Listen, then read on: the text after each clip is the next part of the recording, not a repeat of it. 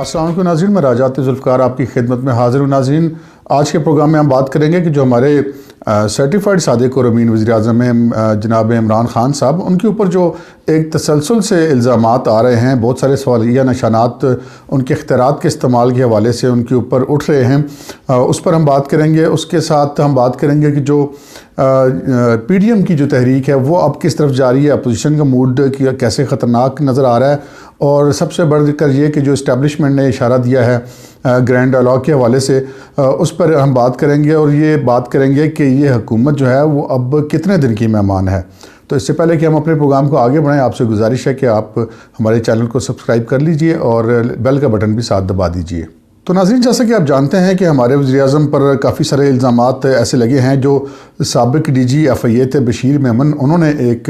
Interview में ये कुछ इल्ज़ामात उनके ऊपर आयद किए थे कि जी जो अबराज ग्रुप है कराची में जो कि इलेक्ट्रिक चलाता है, उसके सरबराह आरिफ नकवी साहब हैं, वो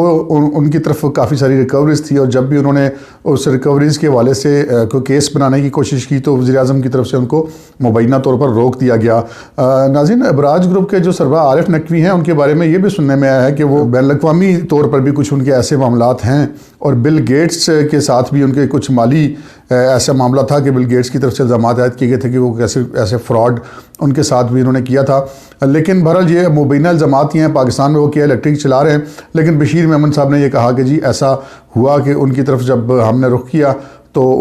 हमें उस कार्रवाई से रोक दिया गया। उन्होंने ये भी बताया था बशीर मेमन ने कि वज़ीर-ए-आज़म ने उनको अपने ऑफिस में तलब किया था, और वहाँ पर जो प्रिंसिपल सेक्रेटरी उनकी मौजूदगी में वज़ीर-ए-आज़म ने इस ख्वाहिश का इज़हार किया था कि कैप्टन सफदर को तो फौरी तौर पर गिरफ़्तार करें और कोई भी उसके ऊपर केस बनाए। और उन्होंने ये भी कहा था कि उनकी अहलिया के हवाले से जो एक आम सी तस्वीर सोशल मीडिया पर आ गई थी, उस हवाले से दहशतगर्दी का केस बनाया जाए। और बशीर मेमन साहब ने कहा कि वो कि दहशतगर्दी का केस कैसे बनता है। तो बहरहाल फिर बशीर मेमन को उसकी सज़ा भुगतनी पड़ी, और वज़ीर-ए-आज़म की ख्वाहिशात का जो एहतराम है वो ना करने पर जो उनको कुछ फेस करना पड़ा, कब्ल अज़ वक्त रिटायरमेंट उनको लेनी पड़ी, छुट्टी पर पहले जाना पड़ा। अच्छा कि बहुत थोड़ा सा पीरियड वो बाकी था, और लेकिन उसके बाद काफ़ी अर्से तक उनकी पेंशन वगैरह भी रोकी गई। उसके बाद कुछ ऐसी भी बातें आ रही हैं जो वज़ीर-ए-आज़म अपनी एक बहुत ज़बरदस्त किस्म के चेयरमैन FBR लाए थे शब्बर रज़ा ज़ैदी साहब, उनके हवाले से भी कुछ ऐसी बातें आ रही हैं कि वो लोगों को ये कह रहे हैं कि उन्होंने जब भी किसी हवाले से कोई रिकवरीज़ करने की कोशिश की FBR के हवाले से, तो जिस बड़े ग्रुप पर वो रिकवरी के लिए हाथ डालते थे तो वज़ीर-ए-आज़म की तरफ से उनको कह दिया जाता था कि जी इन्हों हाथ ना लाना, ये मेरा फाइनेंसर है। तो ये जो है कुछ ऐसी मामलात हैं। अगरचे कि शब्बर रज़ा ज़ैदी जो हैं उन्होंने ऑन द रिकॉर्ड कोई ऐसी बात नहीं की, लेकिन ऑफ द रिकॉर्ड वो ऐसी बातें मुबैना तौर पर करते पाए जा रहे हैं। उसके अलावा नाज़रीन, ये जो अभी शुगर कमीशन है उसमें जो साबिक़ अफसर हैं FIA के डिप्टी डायरेक्टर सज्जाद बाजवा, वो उसके रुकन थे। उन्होंने ये कुछ ऐसे बयानात दिए हैं कि जी जब हमने शुगर कमीशन की इंक्वायरी की और उसका स्टार्ट हमने खुसरो बख्तियार की शुगर मिलों से लिया, तो वो सारा खुरा जो है वो सारा वज़ीर-ए-आज़म हाउस या प्राइम मिनिस्टर सेक्रेटेरिएट की तरफ जा रहा था, और जितना ये शुगर माफिया है उसके सबके जो मामलात हैं वो वज़ीर-ए-आज़म हाउस या वज़ीर-ए-आज़म सेक्रेटेरिएट से मुंसलिक हैं। तो नाज़रीन, इसके साथ आप ये भी देखें कि कुछ चीज़ें ऐसी होती हैं जो कॉमन सेंस की भी होती हैं कि जब 47 रुपये होल सेल में पर केजी का प्राइस थी चीनी की, और पब्लिक के लिए 50 से 55 रुपये थी, तो उसके बाद बहुत भारी किस्म की सब्सिडीज़ भी दी गई। और सब्सिडीज़ तो इसलिए दी जाती हैं कि रेट कम हो, लेकिन वो रेट कम होने की वजह बढ़ा। फिर जब भी वज़ीर-ए-आज़म ने कहा कि जी मैं इसका नोटिस ले रहा हूँ, जब भी उन्होंने नोटिस लिया उसके बाद ये चीनी का रेट और बढ़ा। फिर इंक्वायरी रिपोर्ट आ गई, उसमें मुल्ज़मान का तयन हो गया, लेकिन उनके ख़िलाफ़ अभी तक ना तो कोई कार्रवाई हुई और ना ही चीनी का रेट कम हुआ। तो इसी तरह आटे का मामला भी है, आटे का भी उसी तरह जो है रेट उसको आग लगी रही, उसकी भी बड़ी इंक्वायरियों का कहा गया, उसका भी मामला ऐसे ही निकला। फिर जो पेट्रोलियम स्कैंडल था कि वो जो रातों रात 25 रुपये पर लीटर बढ़ाए गए थे, उस पर भी बहुत सारी यहाँ उंगलियाँ उठी थी। तो जनाब वज़ीर-ए-आज़म को चूँकि अब अदालत ने जनाब साबिक़ चीफ जस्टिस आकिब निसार साहब ने एक सर्टिफाइड सादिक और अमीन करार दिया था, तो हम इस बारे में कुछ कह नहीं सकते। लेकिन ये तो वो चीज़ें हैं जो अब तक सामने आ चुकी हैं। इसके साथ साथ एक इख्तियारात के इस्तेमाल की जो ताज़ा बात सामने आई है कि वज़ीर-ए-आज़म ने ख़ुद अपने एक इंटरव्यू में इंकशाफ कर दिया कि जी ये तो जो CCPO लाहौर है वो तो मैंने इसलिए लगाया था कि मेरे बहनोई जो हैं उनका नाम है अहद मलिक, उनके प्लाट का कब्ज़ा छुड़ाया जा सके। तो वो अपने एक बहनोई के प्लाट का कब्ज़ा छुड़ाने के लिए उन्होंने पूरा CCPO ना सिर्फ बदला बल्कि उस CCPO की वजह से IG पंजाबी बदल दिया। तो इख्तियारात का गलत इस्तेमाल की इससे ज़्यादा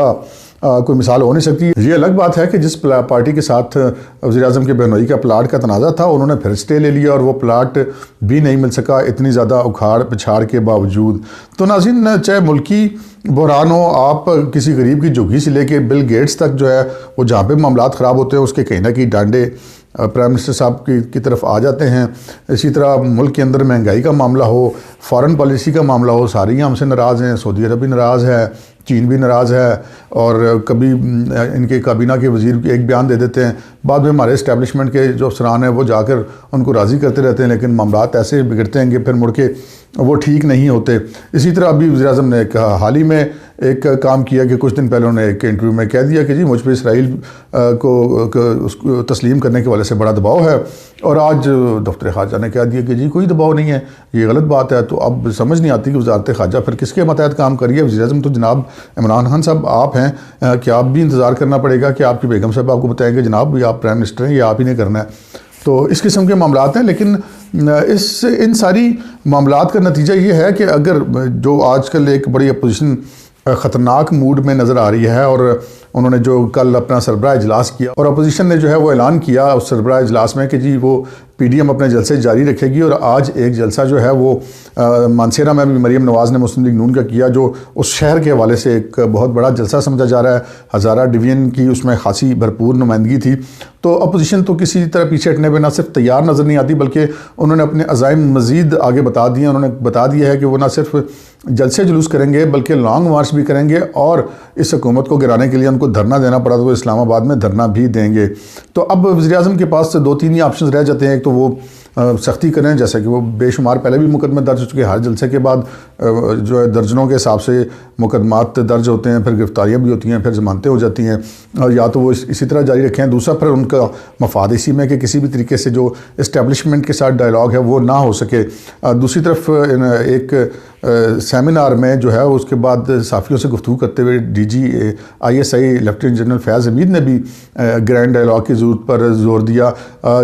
ڈی جی آئی ایس آئی کی طرف سے یہ سٹیٹمنٹ آنا ایک ایسے موقع پہ جبکہ اس سے کچھ دن قبل ہی مریم نواز شریف بھی ایسی بات کر چکی ہیں کہ اس حکومت کو اگر ہٹایا جائے تو پھر بات ہو سکتی ہے. لیکن اپوزیشن بالکل انہوں نے عمران خان صاحب کو ایک سائڈ پہ کر دیا کہ وہ جو گرینڈ ڈائلاگ وہ کہتے ہیں کہ جو ہم نے جن کے ساتھ کرنا ہے ہم نے انہی کے ساتھ کرنا, اس حکومت کے ساتھ ہمیں کوئی ڈائلاگ نہیں کرنا. تو یہ ناظرین اب معاملات بڑی خطرناک سمجھ جا رہے ہیں, یہ لڑائی بڑھتی ہوئی نظر آ رہی ہے. اور اگر ہم اب بات کریں کہ یہ معاملات کب تک چلیں گے اور یہ حکومت کتنے دن کی مہمان ہے, تو بالکل سمپل سی بات ہے کہ جو اپوزیشن کا ٹارگٹ ہے وہ یہ ہے کہ مارچ میں جو سینٹ کا الیکشن ہے اس سے پہلے یہ سارے معاملات جو ہیں وہ کر لیے جائیں.